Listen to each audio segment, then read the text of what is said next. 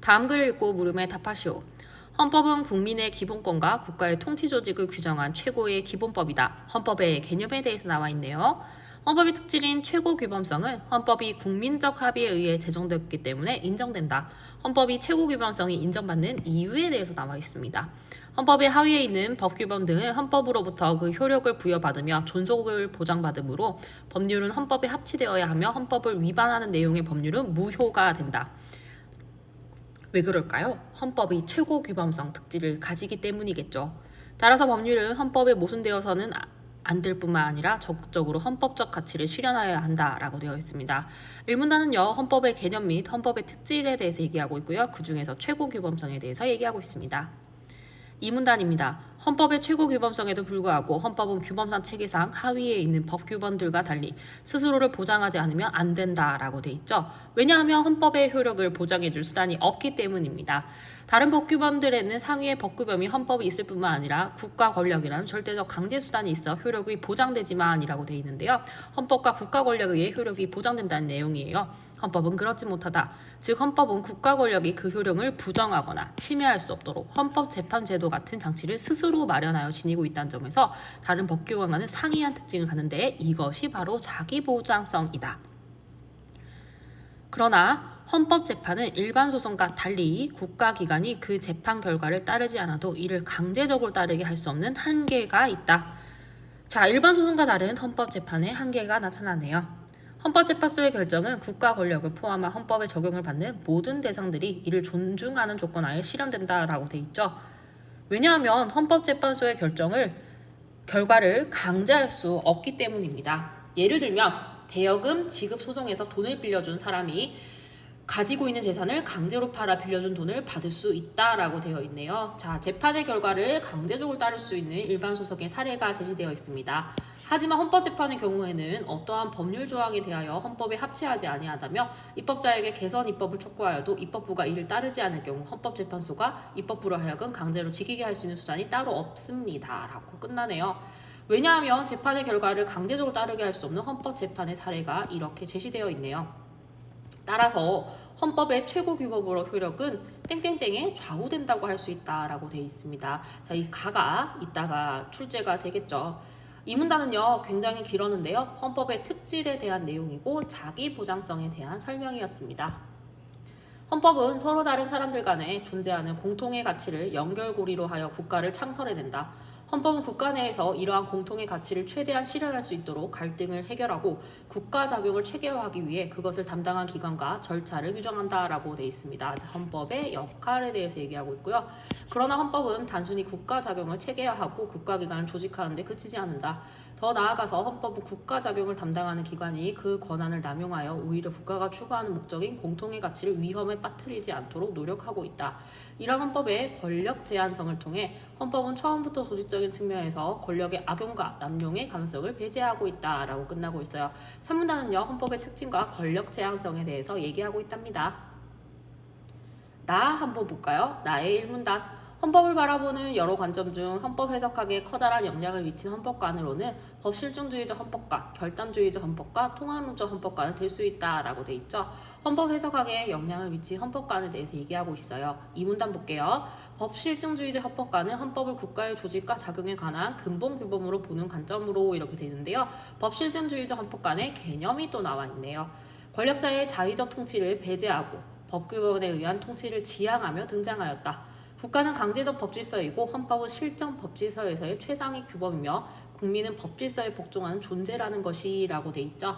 요것이 법실증주의자들의 인식이었습니다. 법실증주의자 헌법학자들의 존재적 요소인 도덕, 자연법 등을 배제하고 당위를 헌법학의 연구 대상으로 규정함으로써 법학의 정확성, 엄격성, 법적 안정성 확보에 기여했다라고 하네요. 그럼 이것은 의의가 되겠죠. 그러나 법실증주의는 산업화 다원화에 따라 변화하는 사회와 그에 따른 변화된 헌법을 이론적으로 설명하기는 어려웠고 정해진 법규범을 지나치게 강조하여 실전법 만능주의란 비판을 받았다라고 합니다. 비판을 받았으니 이 부분은 한계가 되겠습니다. 나의 이 문단은요 법실증주의적 헌법관의 특징이 드러나고 있어요. 3문단. 결단주의적 헌법가는 헌법을 헌법 제정 권력의 근본적 결단으로 보는 관점으로 주권자인 헌법 제정 권력자의 의지를 강조하였다. 자, 그러면 절단주의적 헌법가의 개념이 드러납니다. 헌법은 내용적으로 올바르기 때문에 효력을 가지는 것이 아니라 정치적 의지의 힘을 가진 자, 곧 헌법 제정 권력자의 의사에 따라 정립되었기 때문에 정당성을 가진다고 보았다라고 되어 있습니다. 헌법에 대한 결단주의적 헌법학자들의 인식이 드러나고 있죠. 결단주의적 헌법가는 정치 세력들의 일정한 타협의 결과, 즉 정치 결단적 요소를 인정하며 헌법의 현실적 배경을 설득력 있게 정리하였다라고 되어 있네요. 결단주의적 헌법가의 의의가 들어가 있어요. 그러나 헌법의 규범성을 경시하고 현실적 영향력만을 강조하여 국가의 권력 투쟁이 장애되게 하고 독재자의 결단이 곧 국민의 의사라는 논리로 권위주의적 독재 국가의 등장에 이론적 근거를 제공하였다는 비판을 받았다라고 되겠네요.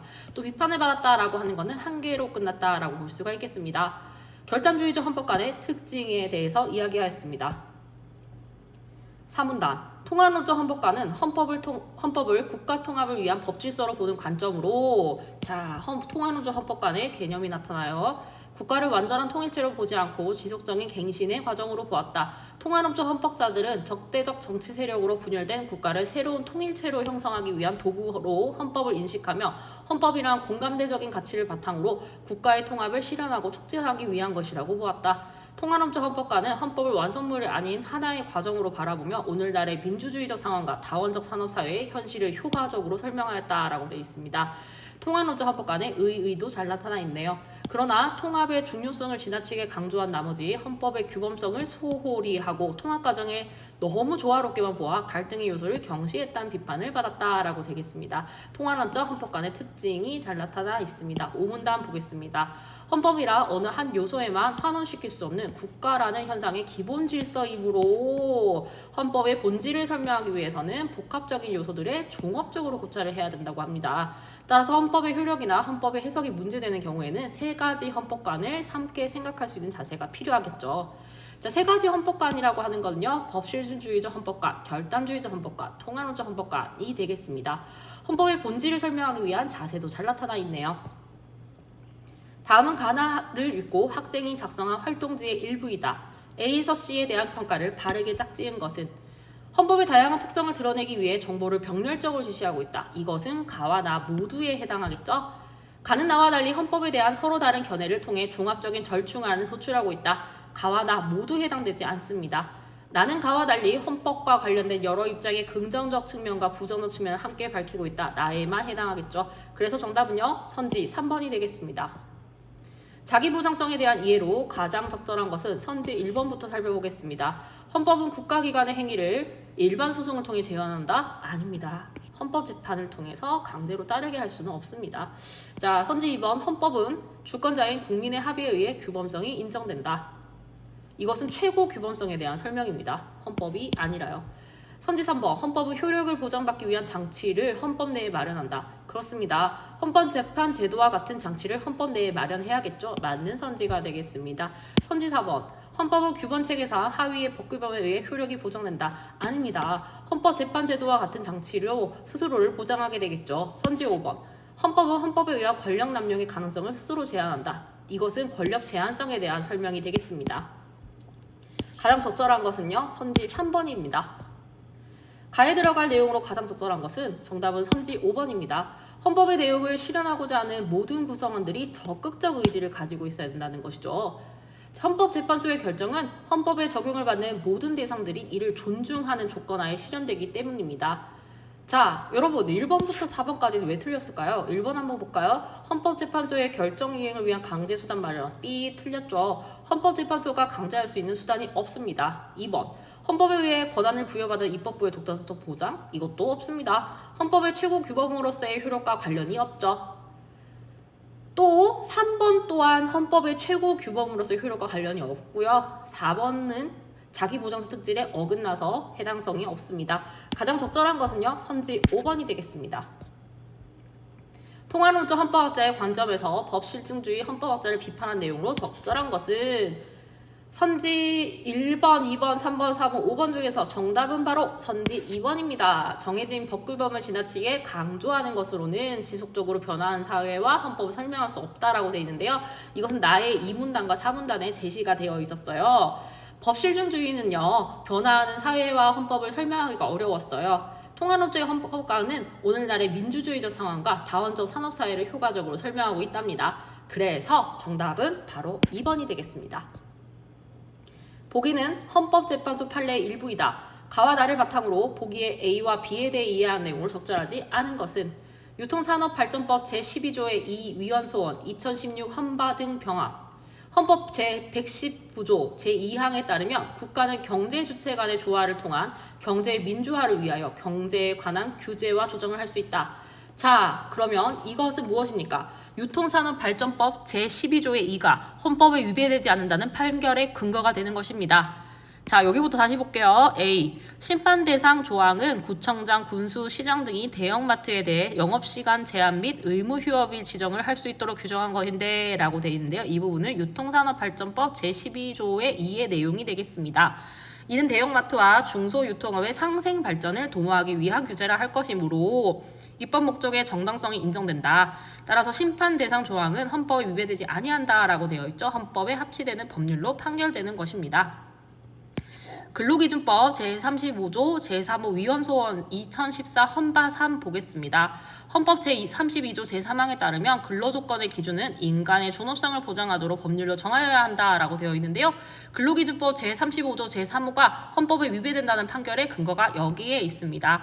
B. 심판 대상 조항은 해고 예고 제도에서 월급 근로자 중 6개월이 되지 못한 자를 적용 예외로 규정한 것인데 라고 되어 있는데 이 부분은요. 근로기준법 제35조 제3호의 내용이 되겠죠. 돌발적 해고 시 해당 근로자의 생활이 곤란해지는 것을 막지 못하므로 근로자의 권리를 침해한다. 제도의 적용 대상 범위 등을 정하는 것이 입법자의 권한이나 이 역시 헌법에 어긋나서는 안 된다. 따라서 심판 대상 조항은 헌법에 위배된다라고 돼 있죠. 헌법에 위배되는 법률로 판결되었다는 것입니다. 자, 그리고 헌법에 어긋나서 안 되는 것은요. 헌법의 최고 규범성의 특질이 되겠죠. 자, 이 모든 것에 대해서 읽어보고 나서 가와 나를 바탕으로 A, B에 대한 이해한 것으로 적절하지 않은 것을 풀러 한번 가보도록 할게요. 적절하지 않은 것을 찾으러 가야 되니까 일단 적절하지 않은 것을 고르고 적절한 걸 설명을 하겠습니다. 적절하지 않은 것은 정답은 3번입니다.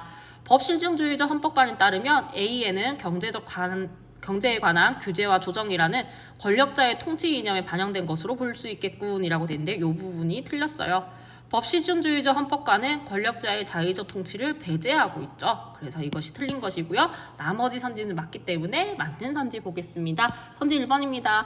헌법의 최고 규범성을 고려하면 다른 말로 무엇이죠? 법률은 헌법적 가치를 실현해야 된다는 뜻이 되겠죠. A를 경제 주체 간의 조화라는 헌법적 가치를 실현하기 위한 것으로 볼 수 있겠군이라고 되어 있는데요. A의 입법 목적의 정당성이 인정되므로 합헌이라고 볼 수가 있겠어요. 선지 2번. 헌법의 권력 제한성을 고려하면은요. 권력의 악용과 남용을 해서는 안 된다라고 볼 수가 있겠고요. 이 후반부를 보도록 할게요. B와 관련된 입법자의 권한은 국가 공통의 가치를 실현하는 범위 내로 한정되어야 한다고 볼 수 있겠군이라고 되어 있는데요. B의 입법자의 권한이 국가 공통의 가치를 실현하는 범위 내로 한정되지 않았으므로 위헌이라고 볼 수가 있겠죠. 맞는 선지가 되겠습니다. 선지 4번 볼게요. 결단주의적 헌법관에 따르면 이라고 되어 있는데요. 이 부분은 주권자의 의지를 강조하는 것이 되겠고요. 후반부 보겠습니다. B에는 인간의 존엄성을 보장해야 한다는 주권자의 의사가 반영되지 못한 것으로 볼 수 있겠군이라고 되어 있는데요. B가 인간의 존엄성을 보장해야 한다는 헌법에 합치되지 않았으므로 위헌이라고 볼 수가 있겠죠. 선지 5번. 통합론적 헌법관에 따르면 이라고 하는 건요. 공감대적인 가치를 바탕으로 국가의 통합을 실현하고 촉진하는 것을 헌법이라고 보았죠. 그러면 뒷부분 A에서 경제의 민주화란 가치를 바탕으로 국가의 통합을 실현하려는 노력이 반영된 것이라 볼 수 있겠고는 A가 경제의 민주화라는 가치에 부합함으로 합헌이라고 볼 수가 있겠죠. 이것도 맞는 선지가 되겠습니다. 틀린 선지는요. 정답은 선지 3번이 되겠습니다. 문맥상 기역의 단어와 가장 가까운 의미로 쓰인 것은 정답은 선지 1번이었습니다. 이 따르면은요. 관례 유행이나 명령 의견 따위를 그대로 실행하다라는 뜻이었죠. 나머지 한번 살펴보도록 할까요? 어머니를 따라해서 풍물시장을 구경을 갔다. 어머니를 따라해서 따라는요. 다른 사람이나 동물의 뒤에서 그가 가는 대로 같이 가다라는 뜻이었어요.